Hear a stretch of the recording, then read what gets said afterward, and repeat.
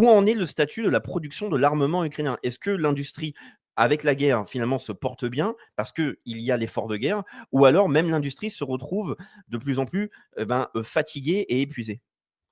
Alors, la première chose, c'est que, par voie de conséquence, si l'industrie allemande, qui n'a plus de gaz russe, ne fonctionne plus beaucoup et de moins en moins bien, l'industrie ukrainienne, qui a de moins en moins d'électricité à cause des frappes qui sont menées sur les centrales électriques depuis maintenant le mois d'octobre 2022, il faut bien se dire que l'industrie en général ukrainienne ne peut pas fonctionner, hein. C'est-à-dire que là, que ce soit civil ou militaire, elle est face à un gros problème d'approvisionnement tout simplement en électricité. Donc ça, c'est le premier point.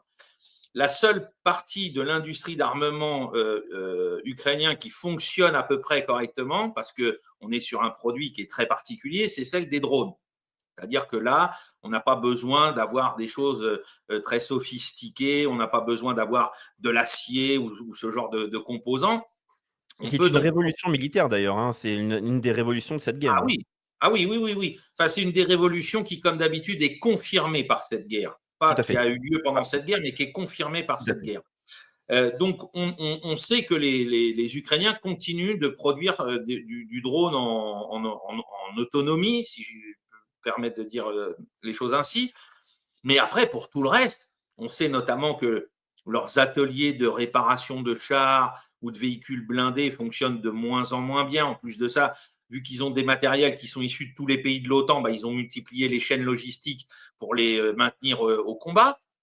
Ça me rappelle aux bizarreries la Wehrmacht en 1941 quand elle a envahi l'Union soviétique, hein, qui avait pléthore de matériel capturé sur l'armée française, l'armée tchèque ou l'armée britannique au cours des années précédentes et qui, du coup, au lieu d'avoir besoin d'une seule chaîne logistique, en avait au moins quatre. Bref, la même bêtise reproduite au même endroit. Et pour ce qui est des obus ou ce genre de choses, alors là, ils sont complètement dépendants des Occidentaux qui ont failli, hein, puisqu'il faut rappeler qu'encore une fois, Monsieur Thierry Breton s'est planté.